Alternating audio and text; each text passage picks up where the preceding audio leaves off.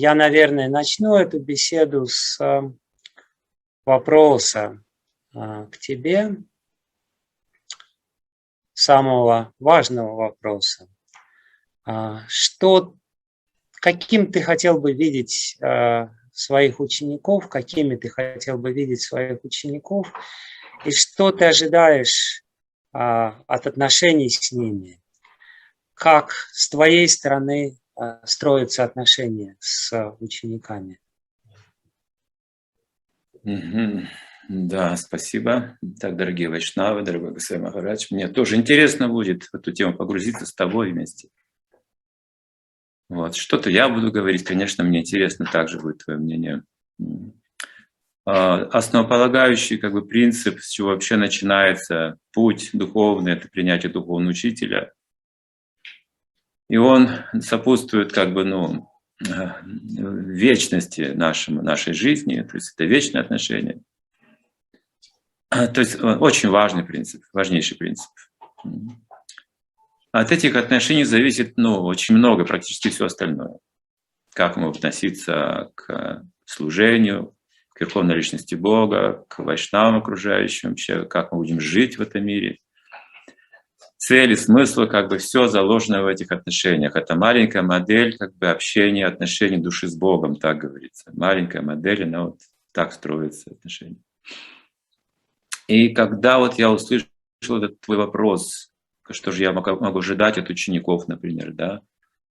Как я хочу их видеть, какими я хочу их видеть.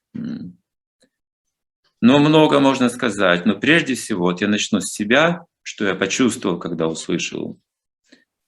Да, я, конечно, должен ожидать что-то от своих учеников, но это ожидание основано на моей также личной духовной позиции по отношению к моему гуру.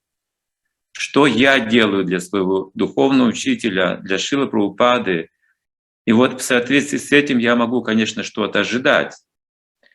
Не так, знаете, как родители бывают, что не очень и неуспешно, может, в духовной жизни, но говорят, что сына сделают чистым преданным.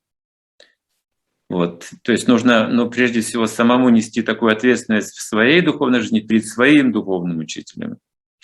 И тогда эти ожидания, они будут, так сказать, не от ложной позиции, да, а истинными изнутри сердца. Эти ожидания, они перенесутся на сознание ученика.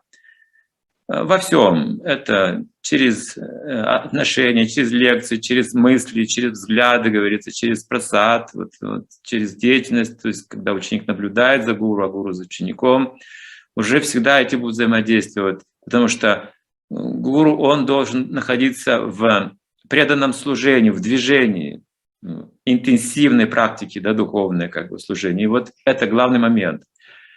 И, естественно, это духовная жизнь, духовный учитель и есть суть ожидания того, что он хотел бы от учеников, их поднять на этот уровень, на котором пребывает он сейчас, в сию минуту.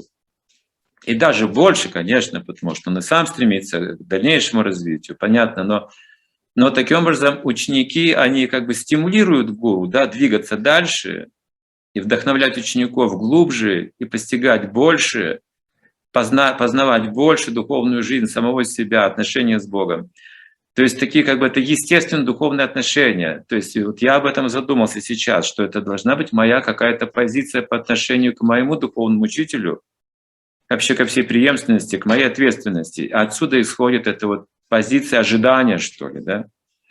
Чтобы не было у меня ложных ожиданий, я должен быть в той среде, естественно, находиться уже, которую я хочу, да, передать другим. Я сам должен находиться там, причем постоянно, стабильно, каждый день, да, стараться удержать свой уровень преданного служения на должном уровне примера.